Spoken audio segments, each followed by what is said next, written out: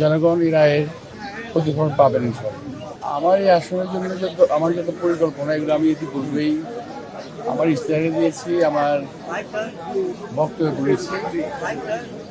আসলে পরিকল্পনা এখানে একবারে ইলাবোরেটলি বলা যাবে না, তবে এলাকার কিছু সমস্যা আছে সমাধান করতে হবে। আমি আনন্দিত ব্যক্তিগতভাবে, দেশবাসীও আনন্দিত। দেশবাসী আনন্দের সঙ্গে ভোট দিয়েছে, বিএনপিকে জয়যুক্ত করেছে।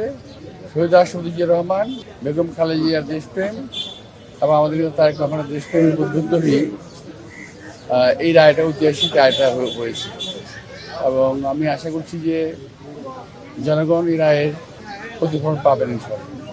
নতুন রিন গভীর থেকে পরিষ্কার করে কাপড়কে রাখে নতুনের মতো উজ্জ্বল। নতুন রিন অ্যাডভান্স পাউডার। আমার ভালো লাগছে এই কারণে যে আমি প্রেসিডেন্ট জিয়া রহমানের সঙ্গে রাজনীতি শুরু করেছিলাম।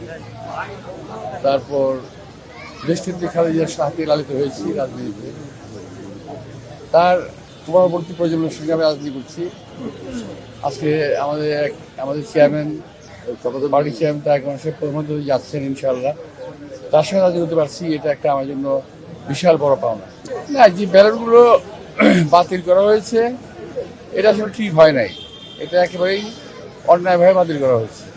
কিন্তু তার চেয়ে অনেক বড় বিষয় হলো যে ভোট পূর্ববর্তী ওদের যে একটা প্রস্তুতি ছিল, আমি যেটা বারবার বলতাম যে একটা ইঞ্জিনিয়ারিং করবে ওরা, সেই ইঞ্জিনিয়ারিং করে ফেলেছে। এটা একেবারেই করে ফেলেছে, এটা আমরা বুঝতে পারি নাই।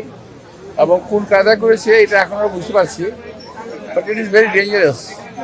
জাতির জন্য এটা খুবই খারাপ একটা লক্ষণ। এটা ঠিক না, যেটা করেছে ওরা এটা ঠিক হয়নি। আমরা ধরেছি বিষয়টা, আক্ষেপ থাকার উপর কারণ দেখি না। তবে আমি বললাম তো আগেই, কিছুক্ষণ আগে, যে আমাদের যে ওরা যেটা করলো, যে এক্সাম্পলটা সেট করলো, এটা ভালো না। যেটা ওরা, আমি যেটা বললাম যে ইঞ্জিনিয়ারিং করেছে, এটা খুবই ডেঞ্জারাস। কারণ কি, এদের কোনো ভোট নাই, এত ভোট পেলো কিভাবে? আমি চিন্তা করি সেটা।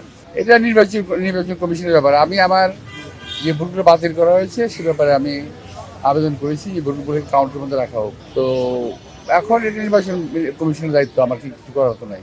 একজন প্রার্থী সম্পর্কে আরেকজন প্রার্থী যেটা ভালো ভাবতে পারে, আমি তার সঙ্গে সেটাই ভেবেছি।